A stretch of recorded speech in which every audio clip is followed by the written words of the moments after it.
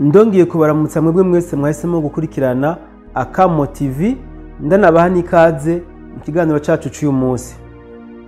Twarabasezeraniye yuko tuzoza turabaha bishasha ku migwano iri kirabera mu gihugu ca Kongo, ikirahuza umuhari wa M23 ufashwe mu mugongo n'igihugu cy'u Rwanda hamwe n'igisoda ca Kongo arico FARDC kiriko kirafatwa mu mugongo hamwe na Wazalendo.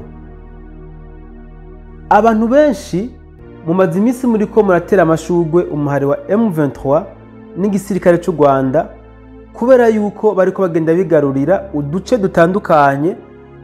Twarababwiye yuko intambara iri kiraba mu gihugu ca Kongo ari intambara ikomeye cyane irengeye y'amasasu. Aha twavuga ko intambara ikomeye gusumbira kirakora hajya ni intambara ya diplomasi hamwe n'intambara yo kumbuga ngurukana bumenyi. Social media iriko irakora cyane mu gihugu ca Kongo gusumba intambara y'amasasu. Twarabasezeraniye kandi yuko tuzoza turababwira mu idonido y'imigwano ingene iri kiragenda, tubabwire kandi n'ingene ku rubuga rw'intambara hazuba hifashe. Ejo hahise twarababwiye ingene indege zo mu bwoko bwa Sukhoi zashoboye gukora ibara zirarigita ingabo za M23 zitari nke cyane gose. Twanababwiye n'ingene Uvira hiriho hameze, ariko uyu munsi mu kiganiro za kubakorera mu masaha ari imbere turaza kubasigurira neza, tunabereka ingene situation yari imeze mu buryo bwiyaguye ejo mu gisagara ca Uvira. Uyu mwanya twifuza kuganira hamwe tubereke ico ubusesanguzi ku ntambara iri kirabera mu gihugu ca Kongo buriko burerekana. Ni kubera iki abantu benshi muri uyu mwanya bariko barahayagiza ko umuhari M23 n'igisirikare cy'u Rwanda ari ingabo z'akataraboneka, ari ingabo zikora ibintu bitigeze gukorwa mu mateka y'isi mu kwigarurira ibisagara bitandukanye mu gihe gito mu gihugu kibanyi ca Kongo? Ni kubera iki kandi abantu benshi muri kano kanya bariko bagenda basuzugura, baca intege, reka mvuge gutesha agaciro igisirikare ca FARDC yuko ari igisirikare ataco kimaze, gitinya urugamba, ndetse baniruka umwansi ataranabasugereza. Ivyo byose turaza kubibashikiriza muri kino kiganiro, tubereke ubusesanguzi ico bwatanze kuri iryo migwano iri kirabera mu gihugu ca Kongo, impamvu igisoda ca FARDC kiriko kirasuzugurwa ukuraho, n'impamvu umuhari M23 n'igisirikare cy'u Rwanda biriko birahayagizwa nkaho ari ibisirikare by'akataraboneka.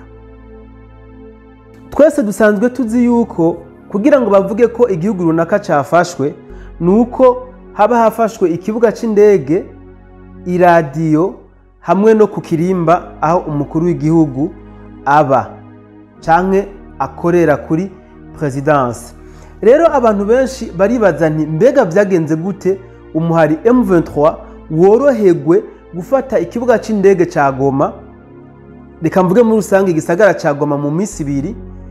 Ikibuga c'indege ca Kavumu coco bagifashe nkaho umenga nta nabari bagicunze. Benshi ico kibazo baracibaza kandi kikabasiga.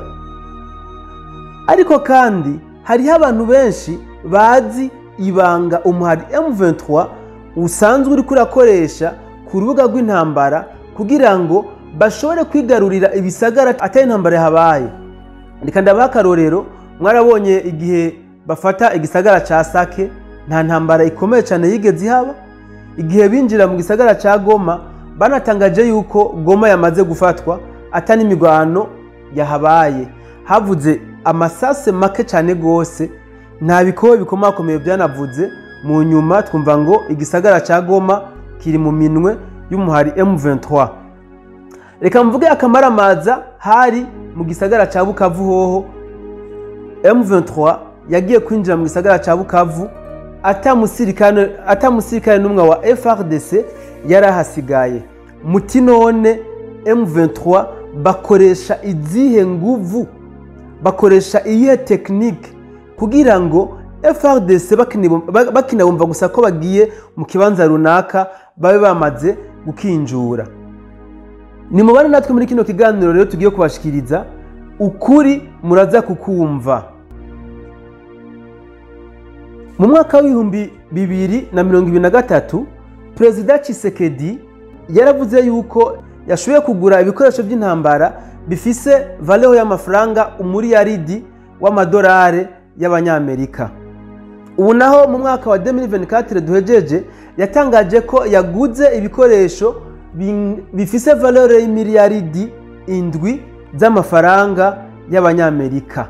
None muti byagenze gute ntashobore kwifashisha ivyo bikoresho mu kwivuna umwansi mu gihe yariko yategwa mu bisagara bikomakomeye byo muri Kivu? Ndashaka ndabamenyesha yuko ibi bigwanisho Perezida Tshisekedi yaguze byarakoze mu kwivuna umwansi haba Igoma canke muri Bukavu. Ariko amayeri umuhari M23 wari kurakoresha ntiyashobora gutuma bino bigwanisho bya Tshisekedi bigira ubwaku muri iyo migwano. Muti rero ayo mayeri yari ayahe?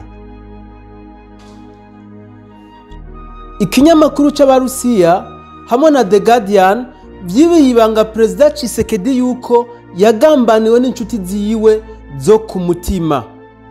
Izo nshuti ziwe zo ku mutima nazo ni zihe? Igihugu c'Ubufaransa hamwe n'igihugu ca Belgique nivyo byagambaniye igihugu ca Congo. Aha mwumve yuko Perezida Tshisekedi yagambaniwe n'igihugu c'Ubufaransa hamwe n'igihugu c'Ububirigi. Uti ivyo bihugu byamugambaniye gute? Igihe cyose igisoda ca FARDC cyaba citeguye gukoresha indege, reka dukoreshe drone, igihe cyaduze amadrone kugira ngo gishobore kurasa ku birindiro by'umuhari M23, satellite z'igihugu c'Ubufaransa hamwe n'Ababirigi zaca zibiribanga zikabwira M23 ibigomba bikoreke. M23 nayo yaca ikoresha systeme yazo ikoreye ku makuru yahawe nayo masatelite y'Ububirigi hamwe n'Ubufaransa kugira ngo ishobore kumetriza zijya drone za FARDC. Drone za FARDC rero ziduze mu kirere ngo zatake umuti wa M23, baca bazitesha control zikaza kwisanga zaje kurasa ku birindiro biriko abasoda ba FARDC. Gutyo abasoda ba FARDC baca batangura guhahamuka, baca bagira ihahamuka kubera ko ntivyabayiremo canke kabiri. Buri gihe badugije drone kugira ngo bashobore kurasa umutwe wa M23, basanga bo za drone zagiye kurasa ku birindiro vya FARDC biturutse ku makuru M23 yahawe n'amasatelite y'Abafaransa hamwe n'Ababirigi. Abantu benshi batatahura mukino uri urakinwa na M23 bihutiye cyane kwagiriza ingabo za FARDC yuko ari ingabo zitinya urugamba kubera yuko n'umwansi atarabashikira baba bamaze gutemaguza bakiruka. Ugutemaguza rero bakiruka babitegwa n'ihahamuka batewe nuko indege bonyene biguriye kugira ngo zizabafashe kwivuna umwansi arizo zahindukira zikabarasa. Haro ndashaka mutahure yuko Perezida Tshisekedi yahemukiwe n'ibihugu yafata nk'ibicuti vyiwe kuko nivyo byatanga amakuru y'imikenyuro yose yaba ariko arakenyurira umuhari wa M23. Uburusiya rero bumaze kuvunira akagoho igihugu ca Republika Iharanira Demokarasi ya Kongo, haravuzwe amajambo menshi cyane nkaho menga ni mu bwongoshwa ku buryo vuba cyane mushobora kubona igihugu c'Uburusiya naco ubwaco civanze muri intambara kuko cera babajwe cyane n'ingene igihugu ca Kongo cagambaniwe. Eka na Perezida Ibrahim Traore nawe ntiyacecetse, yaragize ikintu avuga kuri intambara ku buryo nawe vuba cyane mushobora kumubona muri intambara iriko irabera mu gihugu kibanyi ca Kongo. Iyi ntambara iriko irabera mu gihugu ca Kongo, umuntu wese agomba kuyishiramwo uruhara rwiwe. Udashimye kuyishiramwo wewe ubwawe uzoyisangamwo indirectement ku buryo ubu canke buriya, kandi udashobora kuyikuramwo utagize ikintu na kimwe uyikozeko. aha twabibutsa igihe Perezida Obama yarakiri umuyobozi w'igihugu ca Amerika, ari mu bantu batabawe n'ingabo z'u Burundi, ari mu bantu bazi amateka y'ingabo z'u Burundi. Muribuka mu ntambara yari kwirabera muri Somalia, ingabo z'u Burundi zarakoze amateka ku buryo na Perezida Obama agira ijambo avuze ku ngabo z'u Burundi. Ndetse hariho n'ubutumwa yasohoye ariko arashimira ingabo z'u Burundi. Abaryumvise ni ijambo yatanguje, ijambo ry'ikirundi ry'indamutso ngo amahoro. Mu butumwa yashikirije izo ngabo z'u Burundi yavuze yuko ari ingabo zikomeye, zishoboye kandi zitanze cyane, zagize uruhara kugira ngo zigarukane umutekano mu bihugu bitandukanye byari byiziziwe n'imigwi y'abihevyi. Mu butumwa Perezida Obama yahaye ingabo z'u Burundi mu kurirangiza, hariho ijambo yavuze rikomeye cyane gose. Yabwiye ingabo z'u Burundi, yababwiye ngo iki nico gihe, nimugende mwubake igihugu cyanyu kandi murinde ubusugire bwacu.